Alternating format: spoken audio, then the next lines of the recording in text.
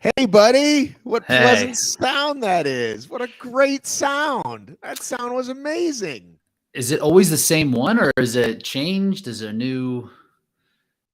I've not used that one before. It's pleasant. I usually do a 30-second one, but I thought we'd go the full 59 because I wanted to give people a couple, a chance to get in here. We are live this morning with well, it's afternoon to some people, with Rich Ryan.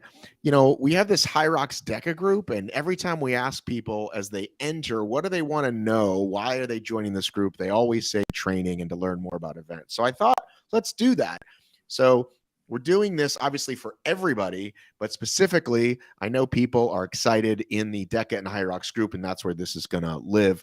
So let's just start with, for those that don't know who you are, can you just give your podium highlights, I guess, without giving your whole history and what degrees you have in economics, but just like what's your best podiums times?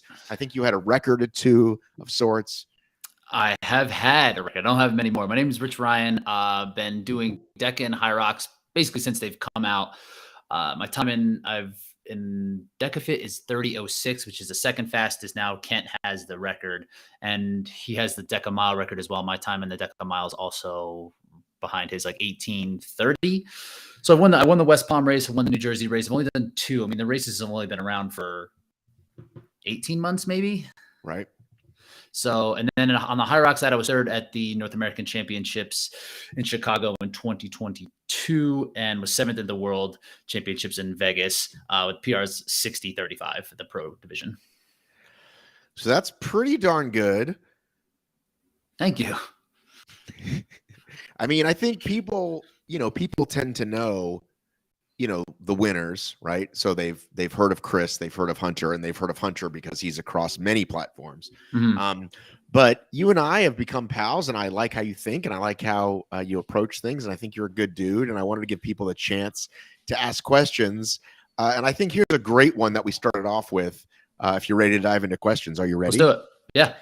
Carl Stevens, how much time to spend on quote unquote sport specific training versus general fitness? Example, time spent doing 2 by 60 pound carries versus other loaded carries and exercises like grip training. Does that question make sense for starters? It does. It's basically how much time should you spend working on what the demands and the feeling are going to be during the race, as opposed to raising your ceiling with like absolute strength trainings. Instead of just doing the Deka weight for 12 months, you'd be doing it for a specific amount of time. And the question is like, how long should you plan out your sport specific type of training? So I would generally say at minimum, like 4 weeks will help get you kind of prepped. So if you have a race that's not necessarily like an A race, maybe it's something you're just kind of getting used to, or it's something that's stuck right in the middle of a season, but you still want to give like DekaFit a good shot, I would say 4 weeks at minimum.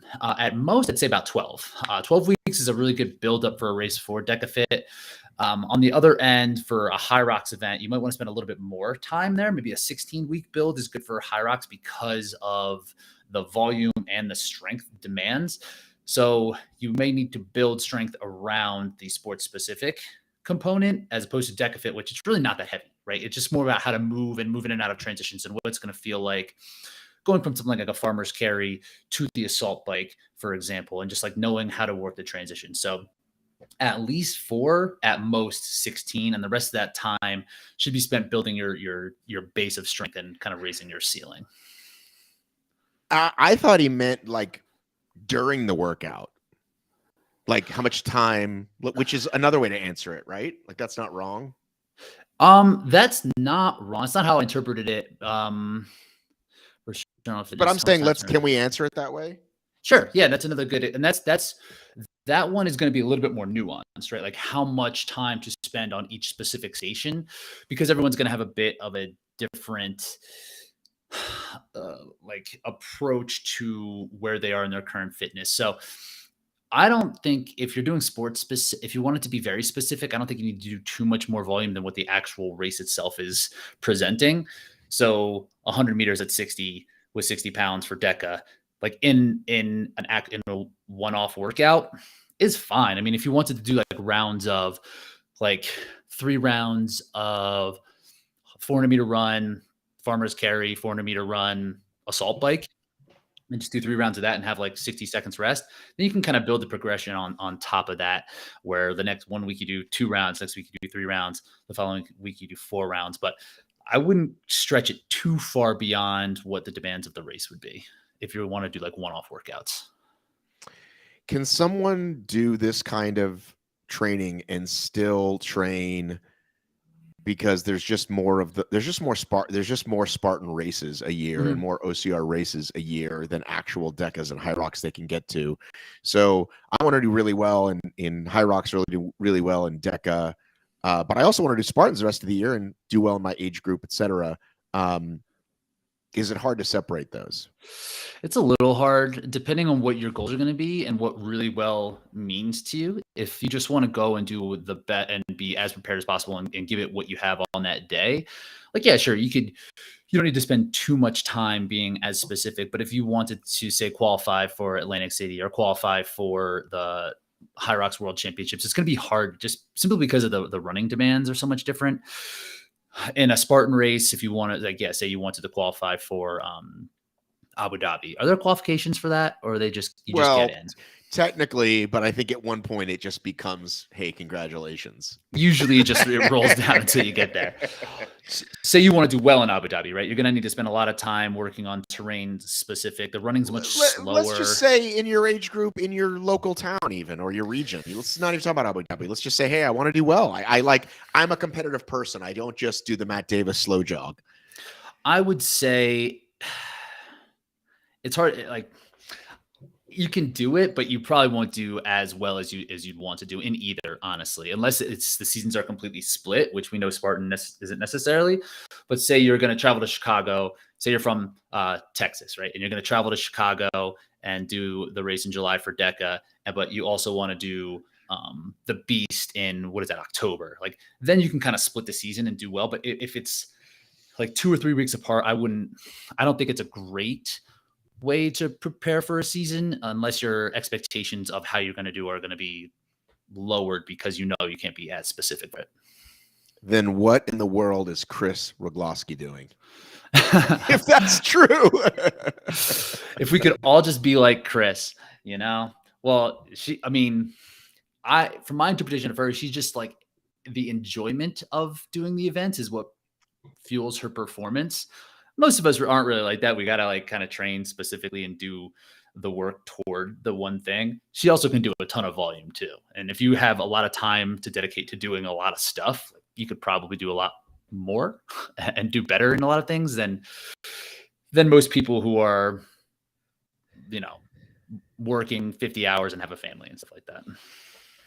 Well, what made you want to kind of focus more on the shorter stuff? Were you doing the stadiums before and then this became an even better use of your skill set? I was going to move into the stadium series in 2020. That was going to be the goal.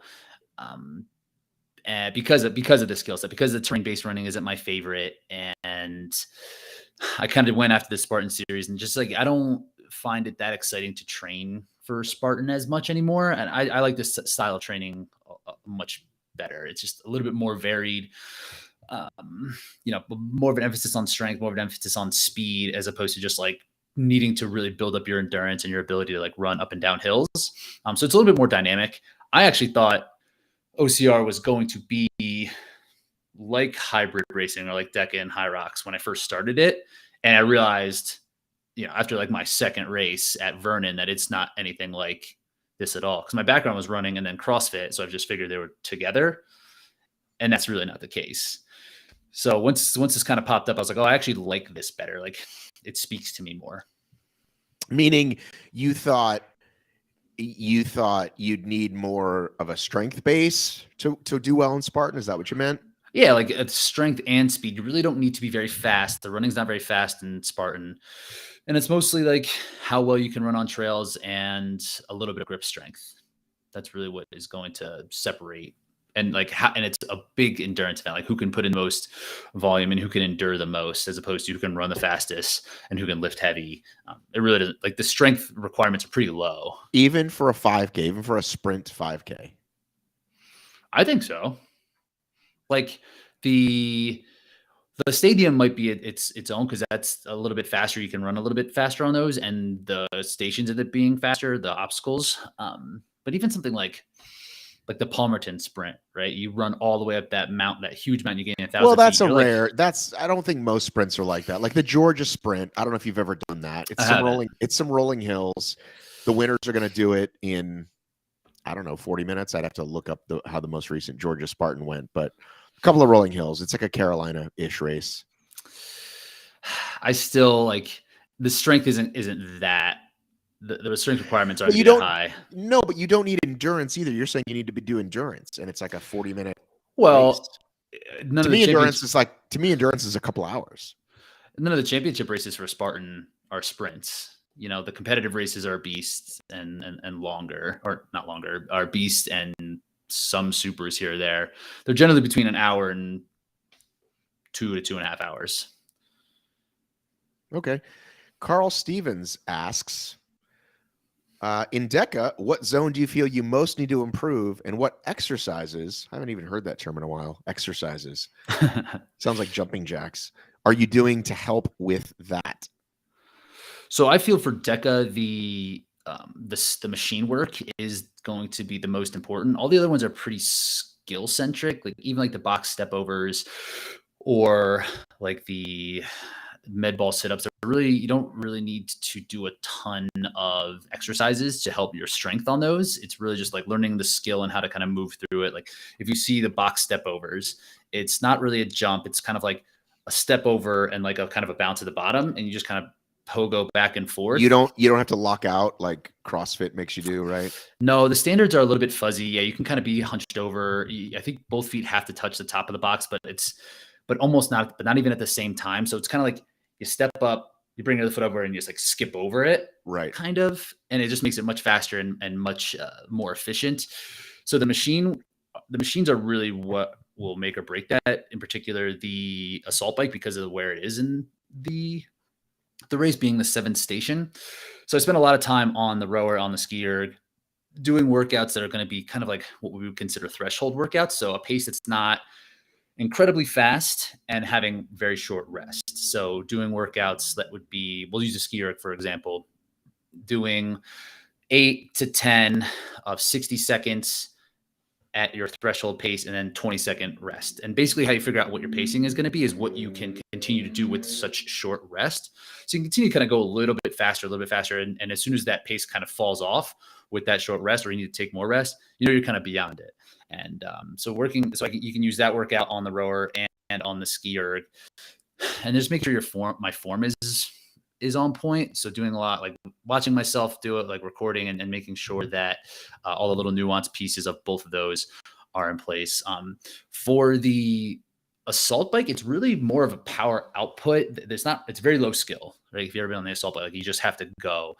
So and that is true. It is an absolute crusher, and your maximum strength is pretty helpful, and your power output on the assault bike is going to help you move that fan faster. So just doing like general strength work, like squats and lunges, have really helped the assault bike. And again, the only form piece for the assault bike that I tried to cue to myself is to use my arms. I will focus a lot more on my legs. So really kind of pushing back and forth with my arms as well is something that I try to make note of. Interesting. That was the next question by Patrick. Do you vary what you're using on the assault bike? Pushing, pulling with arms and driving with legs, or do you vary? So I haven't varied. I've thought about doing like arms only intervals just to make sure I am cueing myself and knowing how to push and pull. It's more just of a mental exercise that I'm not just only focusing on my arms. And it's only like 25 cals. It's pretty long in the middle of a race, but still it's only going to be, for me, it's going to be anywhere between 55 and a minute and 15 seconds or something like that. So it's not like I don't need to vary how I'm pushing and pulling with my arms or my legs during it, as long as it's all one cohesive movement for the actual event itself. So you're saying the biggest gaps for you personally, room to grow, is the machines. Everything else you feel like you've maxed your potential on. Is that what you're saying? So if we go through it, like there's only a couple seconds to really make up on the step, like the lunges, the step overs, the med ball sit-ups, the farmer's walk. The D ball is one to really that you can kind of work on a skill, the over shoulder or over the wall. And that's a tough transition as well. So if anything, it's not like specific movements, it's more like the energy development to make sure my fitness is in a place when I get to that 7th, 8th, 9th zone, is that I'm and like the pacing aspect is a little bit more important than the actual like working on this one specific station, if that makes sense. So like, how's it going to feel going from the assault bike to the dead balls to the sled push, as opposed to like, what do I have to do to get stronger for the sled? Because it's not really like a strength piece. None of the Deka stuff is very strength oriented. For both Deka and Hyrox, how important is it for one to do simulations, and how often should one do just a straight out, hey, today we're just going to simulate the race? Mm-hmm. It's important to have some sort of feedback. It's hard to get exact feedback. It's for Hyrox in particular, just because of the sleds and just the stations and everything. So if you have a setup that you can repeat and just be around what your projected time would be, I would say once every 8 weeks. It's important just so you know where you're doing, because like you mentioned before, Matt, there's not a ton of races to pop into. So if you have, and I wouldn't necessarily use it as training, more use it as a check-in. Okay. Chris Roglowski, I don't know if she heard us talking about her. I don't know if her hey Chris ears were ringing. She'll have to go back and watch the replay on Fox Sports 1. Rich, what's your next event? We got Deka Chicago, which is how many? 2 weeks? Soon. Okay. It's the same week as what's the South Carolina? What city is that in now? Do we know where the Asheville race was? Quote unquote Asheville, but not Asheville. They're still calling it Asheville. Right. But it's not a series or anything. It's just a regular race. Well, it's an age group series. Oh, I'm sorry. It's an age group series. Yes. Okay. Sorry, AGers. US. It's the final age group. It's like, that's going to be all the marbles. You should be there. Okay. I wish I could be there. But I'm actually going to be in England in 2 weeks. So England listeners and followers, you want to come to that Tough Mudder in Yorkshire and see me for my first time across the pond in many, many years, over a decade. For fun? What are you going there That for? was like the greatest question. Well, I actually cover the sport of obstacle racing for a living, so most of my work is fun. I've been trying to get to a Tough Mudder UK since I started talking with Giles, who was then just the head of Europe back then, or maybe just UK Mudder in 2019. Pandemic 2020, pandemic still travel 2021. And now Giles is the head of whatever over there. And now anyway, I'm going to do that. And now my son, Jackson, I'm recording from home because my wife went away today. So I'm home with my boys. Jackson Davis, you have a question. He wants to get his phone back, which is a no right now. Can't help you. It hasn't been an hour and I'm on. Okay, I'm now going to say adieu as I get back. No, you cannot. I was like, no, go away. Rich Ryan, this is what happens when we work at home, ladies and gentlemen. Some live parenting. Anyway, that's why I'm going to England. Great. That'd be cool.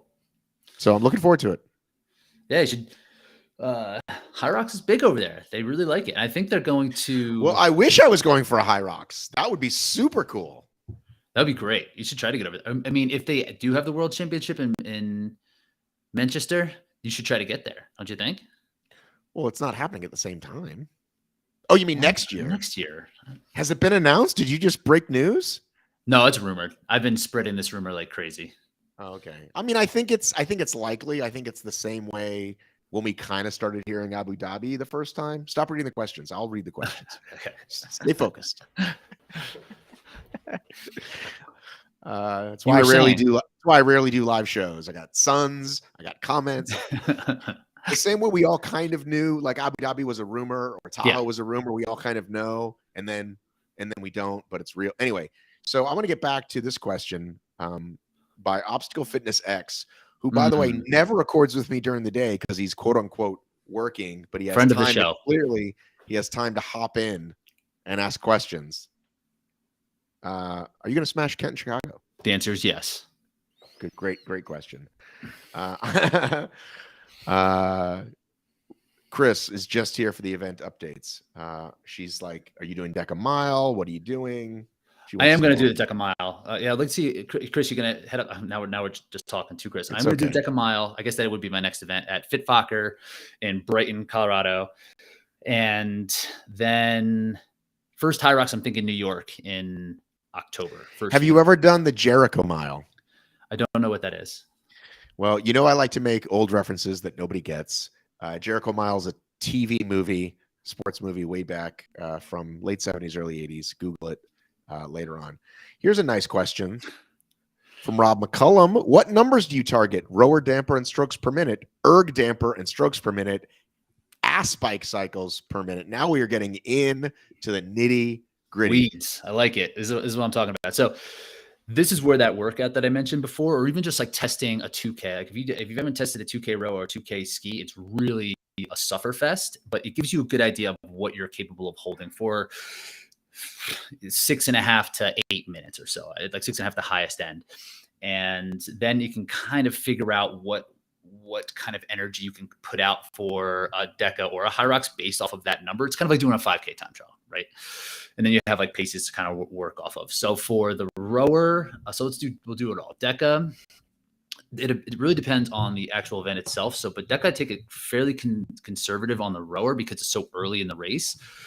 And being able to sit down and really slow down the stroke rate, I can kind of get my breath back on the strong and in the mile. I'll be between one. I'm a little excited when you say stroke rate. I'm just going to be honest. I'm going to keep that coming for you.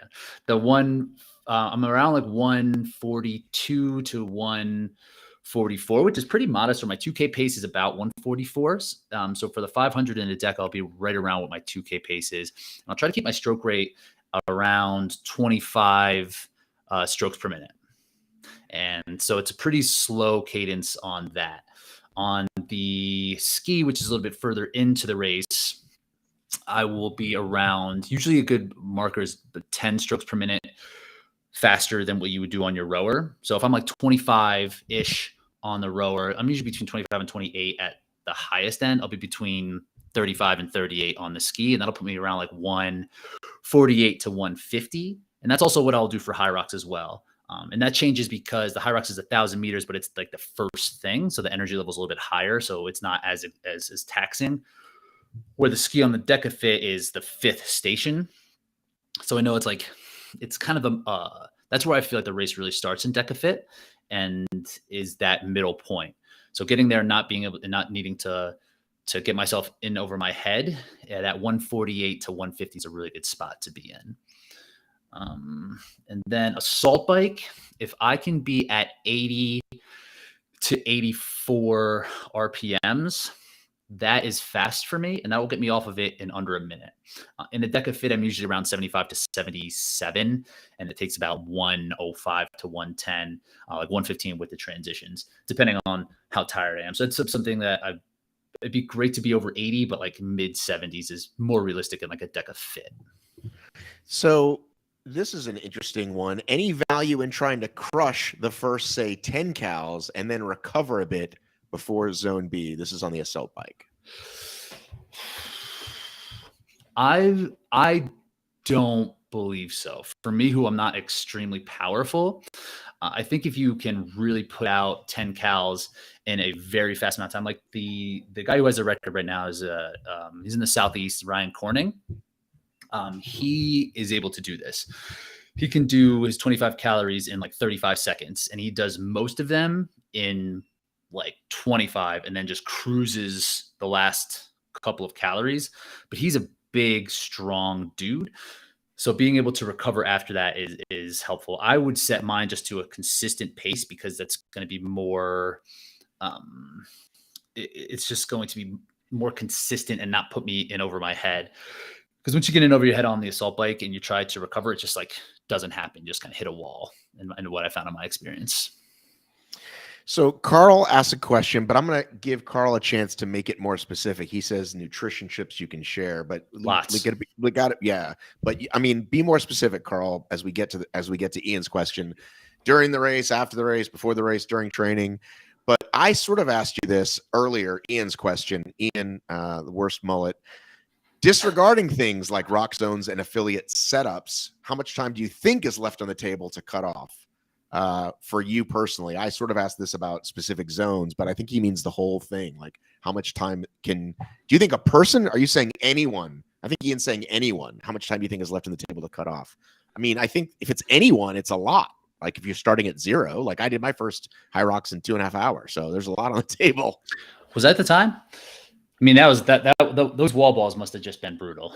What was your wall ball time? Well, we can go back and look. It's all out there. But remember, it was the first time I touched the wall ball. It was the first time I had touched a sled. Not just, I haven't done this in a while, like ever touching those items. I don't know. So I guess Ian has to also be more specific with his question. Yeah, because I mean, the setup is like in like a Deka Strong, for example, it could be between 15 and 20 seconds even for a setup situation. But disregarding that, it's not a ton. It's just like maybe like 10 to 20 just based on like little stations, because it's hard to really, there's not a place in Deka in particular where you can take huge chunks of time off. It's more of like a pacing issue and just like an overall fitness piece that you can just cut off a little pieces at a time for something like the longest station in Deka is the torque tank. And that's almost exclusively effort. There's no real strength there. It's just like, how much are you willing for it to suck, right? And like, how much can you handle the discomfort in your legs as you're pushing and pulling it backwards? But even still, if you're pushing it as fast as you possibly can, it only goes so fast because it's that magnetic resistance. So at the fastest, I would say someone could probably do it in like 2 minutes, and like most people could be around like 2:15. Yeah, that's why this still doesn't make sense to me, that this training tool can be used in an event that's literally different for everybody. I still don't understand how can you make a case for why it's not bad to be a thing? I'm trying to figure it out. I mean, it's great because it's standardized, right? You're not going to make up a ton of ground on it. So it's just a matter of like the cadence and how fast you want to push it. Like if you're really like, you can only go so fast, but you can go slower, right? Like if you're really not wanting to push it or pull it, like you can take smaller steps. You can slow down your cadence. You can rest. So it's more like a fatigue manager than an absolute strength implement like what the Hyrox sled is. So it's more just like, let me see, what would be a good example of that? That it'd be like doing burpees, kind of. Like you could always do more burpees. You could always go, but you can always do another one, but like you're not going to go that much faster or slower than someone who's like kind of close to you in fitness. I don't know. It's like fine. I'm not quite sure either, because CrossFit's using it now too. And I think it's just a way to kind of blow people up. It's more of like a mental thing, I think. Okay. I don't know. I don't love it. I'll be honest. I don't love it. It's just that it's like, well, the thing in Hyrox that we always talk about are the differences in the sleds, right? Like that's always the big controversy. Like, what are we going to do about the sleds? How are we going to make it more standardized? And like, we'll never have to have that conversation in Deka because it's always going to be the same. Like no matter what the surface and things change it a little bit, but from person to person, it's going to be different. It's not going to be different, I'm saying, in Deka. How did you do in Vegas again? Remind me. I was 7th. And you expected top 5, top 3. What did you expect? I didn't expect anything. I was just, if I thought at the highest level I could have got was 3rd, but yeah, it turns out my fitness just wasn't where I thought. My training, like looking back, my training wasn't as like where it should have been.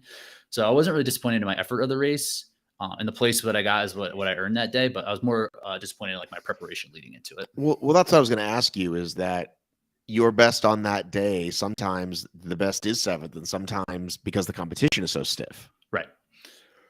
And the competition was like, I have beaten Dylan before. He's beaten me 3 times. I've beaten him once. So I think I can beat a guy like him. I can beat a guy like Michael Sandbach. And I thought like a guy like Alex and Tim, I would have had a shot at if I was at my peak fitness, but I just wasn't. Just different factors and like I just kind of like drifted in different directions, which I shouldn't have. Where preparing for Chicago, I was very focused and had like a really good set plan. I just kind of deviated it a little bit and here and there. And like, why did you deviate, Rich? You want excuses? Is that I'm saying you're a smart guy. You're a smart racer. You're a coach. And I just want to hear what happened. I mean, I think it's good for people to learn that someone who's, who is at your level and the little things that go right or wrong. And you know what I mean? Yeah. So like I moved across the country right after Hyrox Chicago. And then there's a transition period for that, right? Like the move itself is whatever, but after that's like figuring out where to do and how to navigate it. And then like I got COVID and then I needed the qualification system that they had made me really kind of leave the plan that I had because I wanted to get a time. And so I started chasing a time, which is typically outside of my ethos as a coach and an athlete. Like just focus on what you need to do, get prepared as you possibly can for your A race. But I had to kind of like but I didn't have to. I decided to move everything up to try to prepare really well for one race, and that didn't go that well. And then I wasn't sure if I was going to be in the top 15 because of these qualification systems. So I was like, so my mindset for that when I was like the 17th person on the list, I was like, am I even going to be in this race? So I kind of started it. So I was like, well, if I can experiment with some different training then and have this race as some sort of feedback, I'm just going to go and do the age group thing. And then I got in and I was like, okay, I'm not. It turns out I shouldn't have done that. So just a couple factors. But if you had to do it over again, you're still glad you did the pro wave or the elite wave. You don't wish you. Oh, right? Definitely. Yeah. Because you still had that experience and like it, like I outperformed my seed, but like my seed wasn't indicative of where I thought I should have been. Like I probably should have been seeded 7th or 6th or something like that. I think Chris outdid her seed as well. Yeah, her actual seed was, or her time in the world, I think was probably close to mine, like 17th, 18th, and she got bumped up to like 12th or something like that, and then outperformed by quite a bit. So I'm definitely glad that I did the pro, and I was happy to be in that wave. I was relieved more or less to be able to race everybody. So yeah, so I'm not disappointed in my effort, but just like the prep leading up was kind of a mess, which is good to know now for next season, like where I need to spend my time. How far ahead? I think Chris had actually asked that. How far ahead are you looking at? I don't think Deka even has a schedule up for next year. How far doesn't yet? No. But I think Hyrox does. Not for next year in the United States yet. But we don't have this. Right. But we know they're gonna go back to those cities. If you had a chance to listen to the interview that I did. I did. They're great. Fantastic. Yeah. Lots of cats. I didn't realize how many cats. Oh boy. Yeah, go back. If you're a pet fan, that's a big pet episode. I know that we got a lot of pet fans out there. So we know they're going to be in those cities again, probably around the same time. Chicago, Dallas, LA, tri-state. Yeah, and which I think is smart to like just be within those major markets and then try to grow out. So we don't know when the I was thinking about this. I was just actually thinking about this yesterday too. Was I hope that they keep the championship races, the regional championship races, at least within a similar time frame, because they were like 6 or 8 weeks apart last year. So it's like, and then they did it all time based. So it just like that wasn't great either. So maybe I don't love the idea of that January timeline for Chicago. So really, what I'm looking at is expecting it to be May or June is being the championship again. And that's kind of how I'm projecting out. Like I'll have like 1 or 2 big races in probably that winter, early spring that I can kind of focus on, and then have another time to reset and set up for another A race in June, which would be the championship. And then do you have any inside scoop on Deka peaking out for 23? Peaking, like letting us know like because I just realized that it's July. And they probably want to, if they want to do a similar season where it's only half a dozen events, but then they go crazy with the affiliate events. which is fine, but just Yeah. let us know, right? Yeah, the affiliate events, they seem to just pop up like weekly. I think it's just as soon as someone affiliates and gets one on their board, like they'll just pop it up. So I don't think that's anything we really need to schedule. Right. But yeah, I don't know. I haven't heard anything. You haven't heard anything? No, I've not heard anything. Well, when Spartan doesn't really, they don't give you their series until after the World Championships typically, right? Well, I was looking at it a little bit differently again, only because there's so few of them. I was just looking at it differently. Yeah, I'm not sure. All right, I think we covered some great stuff. If there's any last questions before, oh, here we go. Tug Speedman, not his real name. Have you ever been drug tested at a Hyrox race where you have placed high? And I would just rephrase that. Have you ever been drug tested, period, at Hyrox? No, I haven't. Okay. I don't think they have drug testing. I haven't heard. No, I don't believe that they have a drug testing protocol at all. That isn't anything that we ever really had to. Dude, Spartan doesn't even do it anymore. Spartan was doing it for a few years. That's right. They were. Is it? I wonder if it's just like an expense. I would imagine that Hyrox will, especially with all the CrossFit people getting popped. And like, it's just such a similar training methodology and like the recovery and just like getting strong without like putting on like fat would be huge. Like mostly if you're going to gain weight to get strong, you got to put yourself in a calorie surplus. So you're going to put on a little bit of fat with that as well. Unless you're on performance enhancing drugs, then you can kind of skip that process and just get yoked without. Well, I think Spartan should start. They used to they'd only test at Spartan Worlds, and it's the old like, well, if you know the test is coming, you cannot cheat. But clearly, people are getting popped at CrossFit even when they know the test is coming. So, but yeah, Spartan should start doing. They did the surprise like one time they did a surprise during a series. They're like, okay, we're gonna test the podium, and then a random top 5 person. Even OCRWC didn't last year, and it was the first time they didn't. But they were like, we can have podium cash or drug testing because we're screwed from COVID. So I think I was okay with it. But yeah, it'd be nice if our top performers could be drug tested. It would make me feel better. Yeah, I'm not sure how big of a problem it is. I honestly don't. I don't really think about it that much. Or I think some people do, and they want to make sure everything is an even playing field. But it's like, I don't really care that much. Because you don't think anyone can afford it in our sport. It sounds like what you're saying. No, I mean, I don't know. I don't know what would be the benefit. I guess it would be I think just the sport's so small, like CrossFit's so big, right? That you could be some sort of semifinals level competitor and still have a huge following and make profits off of your following, right? If you can like make your like here, it's like if you do steroids or performance enhancing drugs to get third at the Hyrox World Championships, is that really going to elevate your platform enough that it's going to make your lifestyle that much different? Like you'll win the $5,000 that Hyrox will give you, but I don't think it's going to be like life-changing money. Where I think in CrossFit, I think it can be. So I think the monetary part is a reason why people would do it. But I think you're missing something. The monetary is one thing. It's I get to say that I'm a champion, or get to say that I'm third place, or get to say that I'm like it's the glory more than the money. Olympians don't get money, but they get the glory. I mean, I guess they get money for sponsorships too, and they get exposure. I think it's more getting exposure for performing well, and like I don't know, like that's something to me that I wouldn't be able to stomach very well as an athlete. It's like knowing this like secret of like, oh, I reached this point. Right, that's you. We're talking about people, and maybe that's why I don't think it's that big of an issue, because I'm like, how could you do that? Like, how could you like live and like be proud of yourself unless you like have like what was it like the Lance Armstrong thing, or like the cycling thing in general, where it's like everybody's doing it, so you can kind of talk yourself into doing it because you're at a disadvantage if you're not doing it. I don't think we're there yet. CrossFit's getting there, that's for sure. CrossFit stuff, I'm sure there's a lot of people like, well, if everyone's doing it, like right. But if people start getting popped left and right, then maybe it'll slow them down. Maybe it won't. I don't know. But maybe it's not left and right. Maybe it's just like isolated.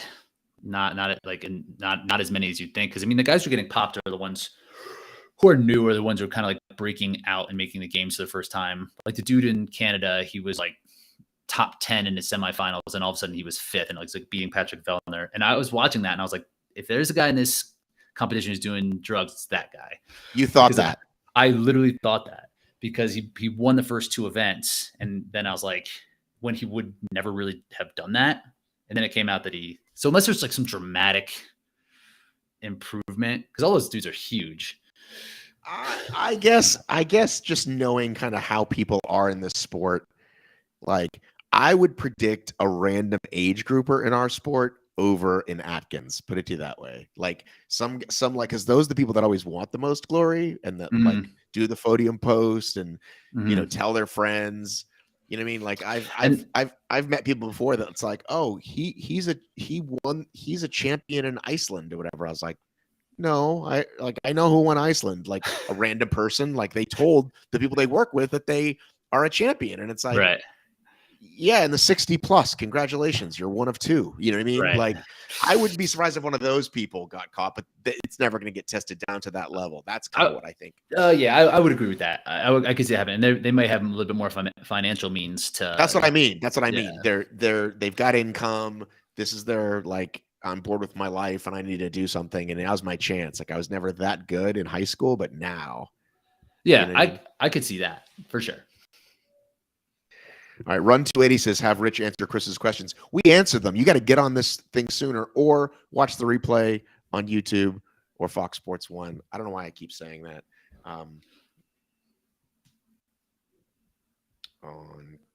Sorry, I'm getting a quick text I need to handle. Very busy around here today. Well, I think we should wrap up. I think this went great. I just, spur of the moment. I said to you like a week ago, I said, you want to do a live Q&A? I think it'd be fun for the audience. And as I said, this will actually live in that group.